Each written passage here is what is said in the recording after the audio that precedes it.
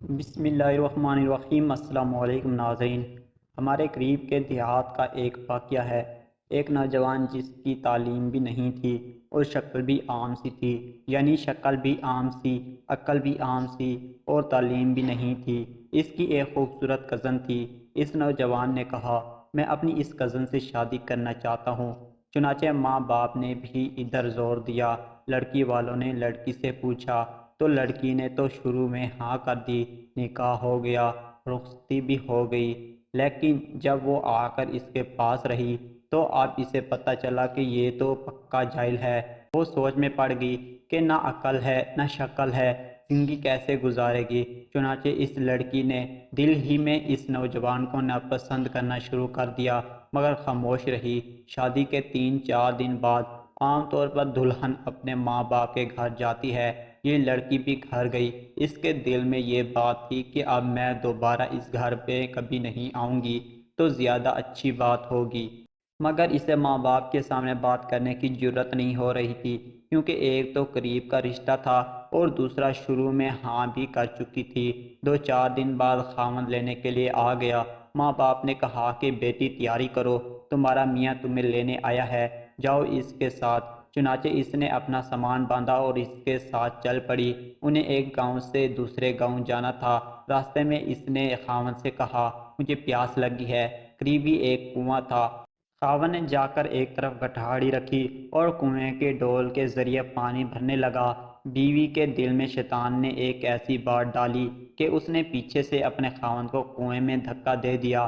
جب دھکا دیا تو خاوند کنویں میں جا گرا۔ اس نے دل میں سوچا کہ اب یہ مر کھپ جائے گا اور ہمیشہ کے لیے اس سے جان چھوٹ جائے گی۔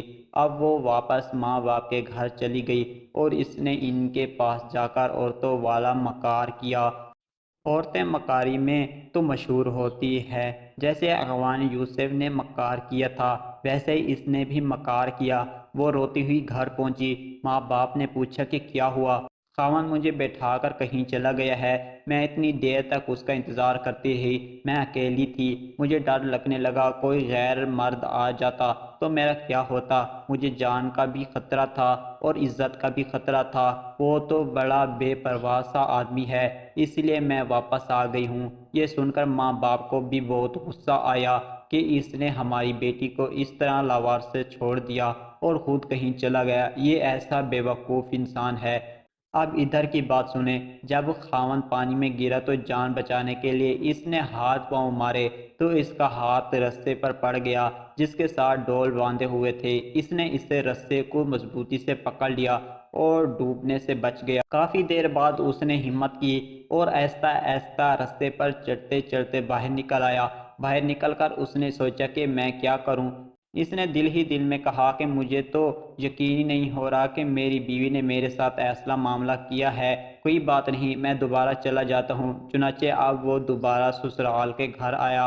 اتنے میں کپڑے بھی خشک ہو گئے تھے۔ جیسے ہی وہ سسرال کے گھر میں داخل ہوا تو لڑکی کے والدین نے اس کو بہت جلی کڑی سنائی۔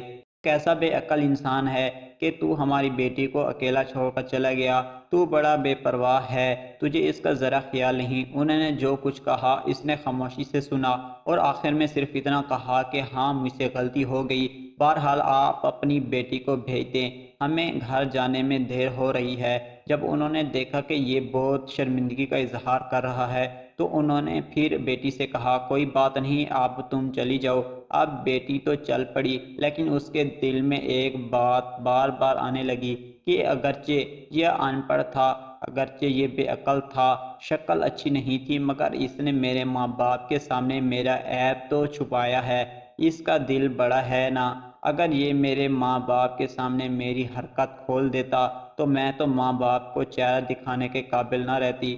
اس ایک بات پر اس لڑکی کے دل میں خاوند کی ایسی محبت پیدا ہوئی کہ اس نے اپنے بقایا پوری زندگی اپنے خاوند کی محبت میں گزار دی۔